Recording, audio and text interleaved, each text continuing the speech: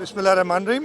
मैं शुक्रगुज़ार हूँ आप सब यहाँ मौजूद हैं। मैं हज़रत अब्दुल्ला शाह गाज़ी के 1292 उर्स मुबारक के सिलसिले में यहाँ हाज़री भरी है मैंने और उनकी मज़ार पे चादर चढ़ाई और यही दुआ की है कि ऐसी हस्तियों के तुफ़ैल हमारा मुल्क पाकिस्तान और हमारा सूबा सिंध इंशाअल्लाह ताला अमन का गहवरा बना रहे और जो भी मुसीबत इस मुल्क को आए उससे हमें निजात मिले और इस मुल्क के लोग अमन से मुत्तहद होकर रहें, ये दुआ की है मैंने आज। अच्छा सर, ये कि आप जब अब्दुल्ला शाह गाज़ी की मज़ार पर हाज़री देने आए हैं उस वक्त शहर में एक इल्ज़ामात की बूछाड़ है बल्दियाती इंतखाबात के मुलतवी होने, और सब ये कह रहे हैं कि सिंध हुकूमत ने MQM या दीगर किसी तंजीमों से मिली भगत करके ये इंतखाबात मुलतवी कराए। आपने ये साजिश की है या मौसम ने आपके साथ की है? देखिए मेरी बात सुने,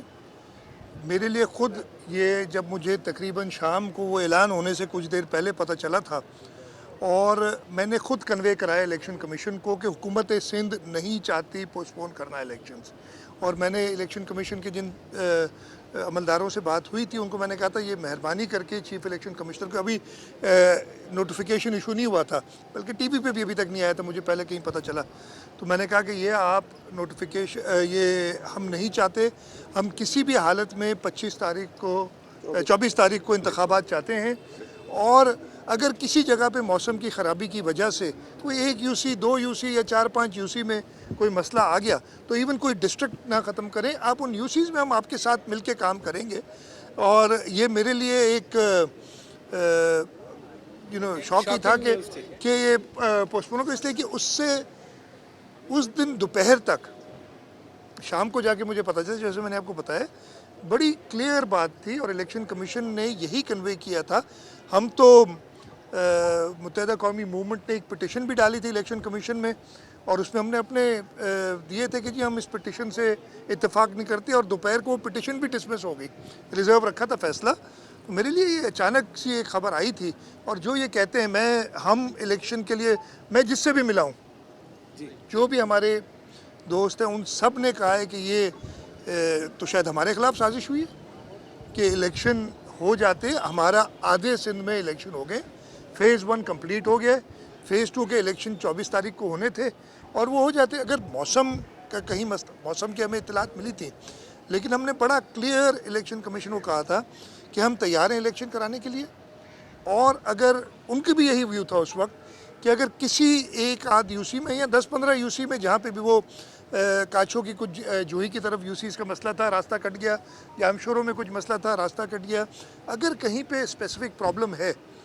तो उधर हम देख लेंगे, लेकिन इलेक्शन पोस्टपोन कराना नहीं। तो हमारे लिए बड़ा आसान होता कि हम जो पिटिशन आई हुई थी उसमें हाँ कर देते, इलेक्शन पोस्टपोन हो जाते। तो हमारे लिए ये बड़ा एक शौक था और अब वो हो गई। हम तो अभी भी पर्सनली यही ख्याल है कि अनफॉर्चुनेटली इतना टाइम इसलिए कि मुहर्रम शुरू हो रहा है, उसके बाद 14 अगस्त है, और मुझे ये भी नहीं समझ आई कि पहले लोकल गवर्नमेंट इलेक्शन होना था, उसके बाद वो बाई इलेक्शन होना था NA 245 का, अब पहले NA 245 का इलेक्शन कर दिया और बाद में लोकल गवर्नमेंट इलेक्शन कर दिया। आप लोकल गवर्नमेंट इलेक्शन करें, वो आधे सिंध में इलेक्शन है, पहले वो होने चाहिए और उसके बाद होनी चाहिए। हमारा बड़ा क्लियर मौक़िफ़ था, और जो अफवाह उड़ा रहे हैं, जो बात कर रहे हैं, मैं कह रहा हूँ ये कहें कि मैंने खुद कन्वे किया है इलेक्शन कमीशन को कि ये इलेक्शन पोस्टपोन नहीं होने चाहिए। अफवाह तो एक और भी उड़ाई जा रही है कि यहाँ से कोई गाड़ियाँ भर के नोटों की आपने दी हैं, जरदारी साहब के पास भेजी हैं लाहौर में, और सिंध के अवाम के पैसों से वहाँ पे कोई खरीदो फरोख्त हो रही है, तो इन बातों में कितनी सदाकत है, ये क्या हो रहा है? झूठ, सफ़ेद झूठ। कोई एक गाड़ी, कोई एक नोट दिखा दें जो इधर से ऐसे गया है, गाड़ियाँ भर के भेजी हैं। ये वही बात है, मैं बड़ा अफसोस से कहना पड़ता है कि एक ज़माने में लॉन्चों में पैसे जा रहे थे ना, 2 अरब 5 अरब, वो पकड़े गए, वो आज तक किसी ने देखे नहीं कि वो गए कहाँ। 5 अरब या 2 अरब तो पता नहीं कितने थे, किसी के घर के बेसमेंट में से 2 अरब निकले थे, लॉन्च में से 5 अरब निकले थे। तो भाई वो अगर पकड़ लिया आपने, वो हुकूमत सिंध को वापस करो।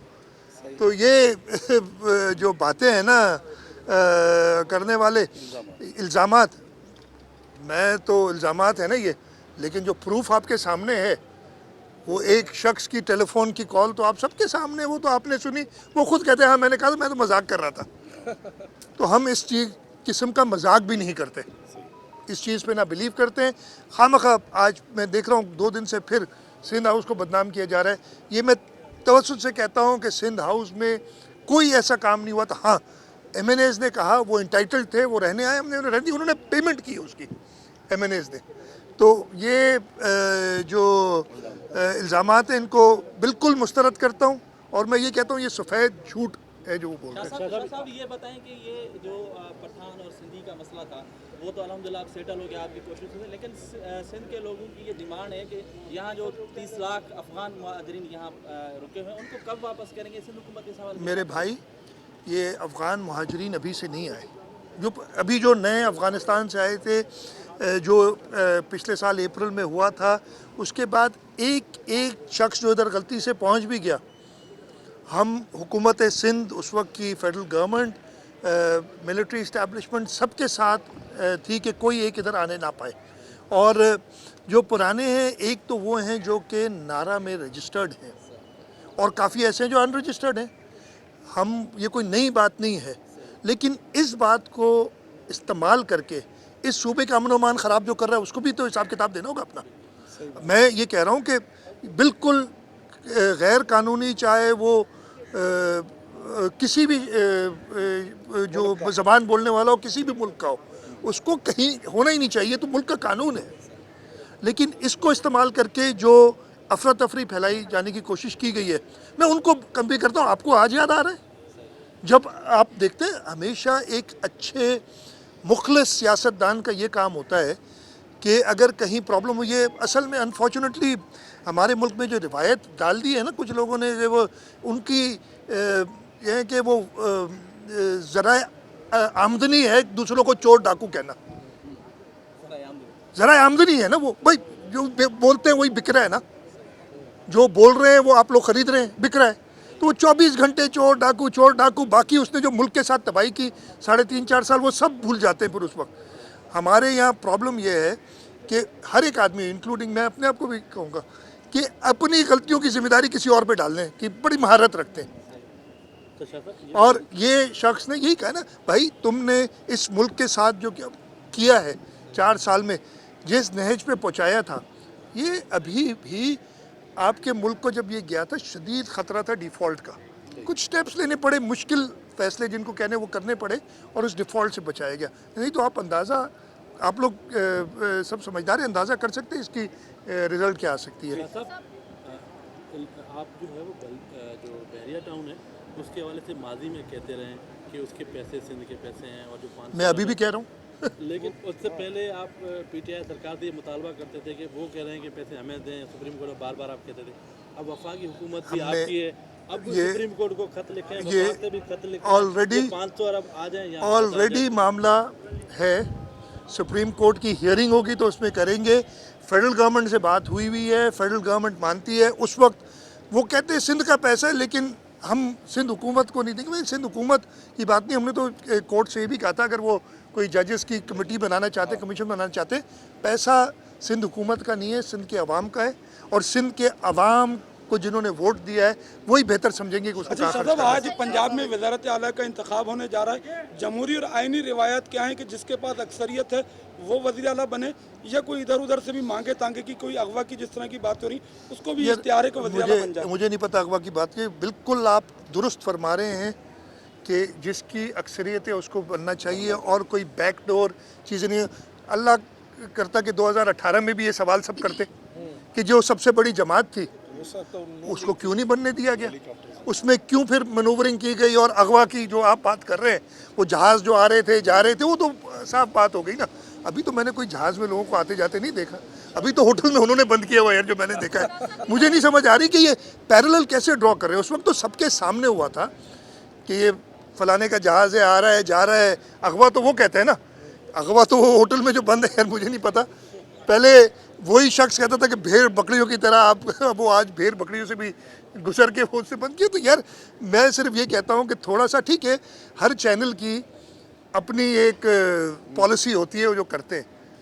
आप लोग तो समझदार है, किसी चैनल की पॉलिसी ये आखिरी सवाल कर लें, बता दीजिएगा कि चलिए इसके बाद कर लीजिए। तहरीक लब्बैक पाकिस्तान और जमात इस्लामी जो है वो धरने तहरीक लब्बैक बैठेगी और जमात इस्लामी बैठने जा रही है और वो सतत धरना जारी रहेगा। तो मैं तो कह रहा हूँ, मैंने खुद कन्वे किया है इलेक्शन कमीशन को कि हम इलेक्शन 24 तारीख को चाह रहे थे, जो इलेक्शन अचानक पोस्टपोन है। उस दिन दोपहर को ये खबर आई कि पिटीशन रिजेक्ट हुई है, जो फैसला महफूज किया था एमक्यूएम की, उन्होंने दरखास्त की थी आगे बढ़ाने के लिए अपनी पिटीशन में, जिसको हमने ऑफिशियली अपोज किया था।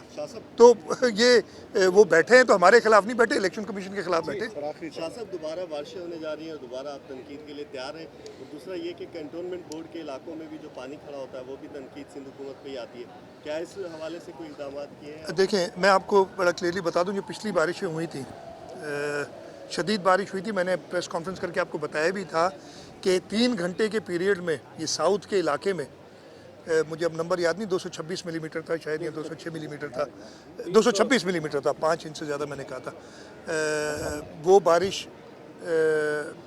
सॉरी 9 इंच के करीब वो बारिश हुई एक 3 घंटे के पीरियड में, सॉरी 126 मिलीमीटर था, 5 इंच से ज़्यादा। वो बारिश हुई 3 घंटे में, जो कि रिकॉर्ड है। बकरा ईद थी, और बकरा ईद में जहाँ हम बाकी लोगों की बात करते हैं, जो इस वक्त उसके बाद मसाइल क्रिएट हुए ना, ख़ास तौर पे हमारे जो लियारी का इलाका है, ओल्ड टाउन का इलाका है, मसाइल हुए क्यों? और ये मैंने बड़ी डिटेल्ड मीटिंग ली, सरजश भी की KWSB के अमलदारों की, सबकी। हुआ क्या, बकरा ईद में हमारा मजहबी त्यौहार है, हर गरीब अमीर आदमी कोशिश करता है कि वो कुर्बानी करे। अपने मोहल्लों में लोग हिस्से डाल के गाय करते हैं, और अनफॉर्चुनेटली आप 2, 2.5, 3 लाख रुपए की गाय तो हिस्से डाल के कर लेते हैं, रोड के ऊपर उसको खड़ा करते हैं, उधर रोड पे ही खड़ी होगी खैर, लेकिन मट्टी उधर डालते हैं उसके बैठने के लिए, उसका जो गोबर वगैरह है वो वैसे ही जाता है, छपरा डाल देते हैं आप ऊपर चटाइयाँ का, और जब बारिश आई तो सब चीज़ छोड़ छाड़ के आप घरों को बैठ गए और हुकूमत को बुरा भला कर। हुकूमत हाजिर है बुरा भला कहने के लिए से, अगर मसले हल होते हैं। मैं तो कहता हूँ ना, मुझे अक्सर लोग जब ज़ोर ज़ोर से बोलते हैं, मैं कहता हूँ यार, अगर तुम्हारा ज़ोर से बोलने से मसला हल होता है तो मैं भी तुम्हारे साथ मिलकर और ज़ोर से बोलता हूँ, तो ये सारा पानी साफ़ हो जाएगा। ऐसा नहीं होता है, मैं कहता हूँ ऐसा नहीं होता है। थोड़ी सी हुकूमत बिल्कुल हाजिर है, जिम्मेदारी भी हमारी है। अब आप ये कहेंगे ये भी तो आपकी जिम्मेदारी है कि लोग ये सब ना करें, मैं बिल्कुल मानता हूँ जिम्मेदारी हमारी है, लेकिन मैं ज़रूर ताउन सबसे चाहूँगा।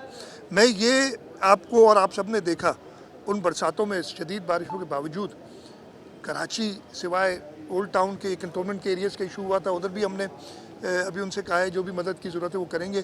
कराची बाय एंड लार्ज साफ़ हो गया था, गलियों में छोटी में। फिर जो प्रॉब्लम हुआ सीवरेज का शुरू, सूअर्स उबलने लगे, और उसकी वजह यही थी कि उन सूरेज के अंदर वो डिज़ाइन होते हैं सूरेज के लिए, स्टॉर्म वाटर के लिए। अगर स्टॉर्म वाटर के साथ मट्टी भी जा रही है, गोबर भी जा रहा है और चटाइयाँ भी जा रही हैं, तो वो ब्लॉक होंगी। बड़ी मुश्किल हमें हुई है। अभी फिर कल शाम से एक्सपेक्टेड है बारिश, आज भी हल्की फुल्की बूंदाबांदी तो हुई है, कल शाम से कह रहे हैं बारिश का कराची में है, और सिंध के दीगर इलाकों में तो बारिशें हो रही हैं एज वी स्पीक, और आगे भी। तो हम ये सिर्फ मैं वादा कर सकता हूँ कि आपको सिंध हुकूमत के अमलदार, सारे वज़रा इंक्लूडिंग द चीफ मिनिस्टर, लोगों के साथ रोड पे खड़ा हुआ नज़र आएगा।